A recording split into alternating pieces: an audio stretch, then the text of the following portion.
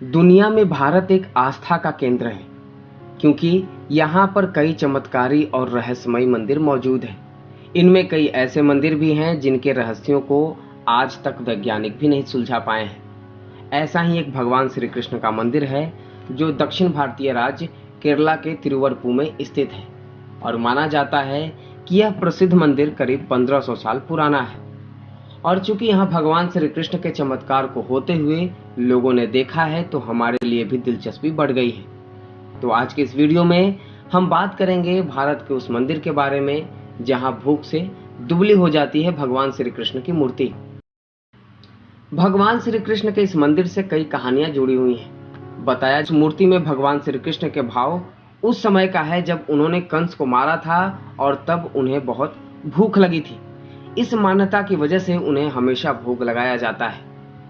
मान्यता यह भी है कि यहाँ स्थित भगवान के विग्रह को भूख बर्दाश्त नहीं होती है और जिनके वजह से उनके भूख की विशेष व्यवस्था की गई है। भगवान को दिन में 10 बार भोग लगाया जाता है। अगर भोग लगाने में देरी होती है तो उनका शरीर सूखने लगता है। मान्यता ये भी है कि प्लेट में से थोड़ा थोड़ा करके चढ़ाया गया प्रसाद कहीं गायब हो जाता है और इसलिए लोग मानते हैं कि यह प्रसाद भगवान श्री कृष्ण ने खुद ही खाए हैं। इस मंदिर को पहले आम मंदिरों की तरह ही ग्रहण काल में बंद कर दिया जाता था, लेकिन एक बार जो हुआ उसे जानकर आप भी हैरान रह जाएंगे।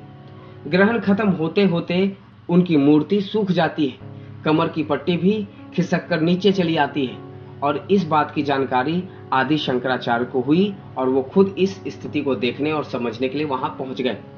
सच्चाई जानकर वो भी आश्चर्यचकित रह गए और इसके बाद उन्होंने कहा कि ग्रहण काल में भी मंदिर खुला रहना चाहिए और भगवान को समय पर ही भोग लगाया जाना चाहिए।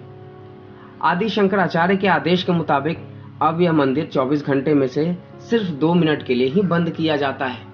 मंदिर को 11:98 पर बंद किया जाता है और उसे 2 मिनट बाद यानी ठीक 12 बजे खोल दिया जाता है। मजे की बात तो यह है कि मंदिर के पुजारी को ताले की चाबी के साथ एक कुल्हाड़ी भी दी जाती है और साथ में एक हिदायत भी दी जाती है कि अगर ताला खुलने में टाइम लगे तो आप कुल्हाड़ी से उसे तोड़ दें और भगवान को पहले भोग लगाएं। भगवान के भोग में देर नहीं होनी चाहिए।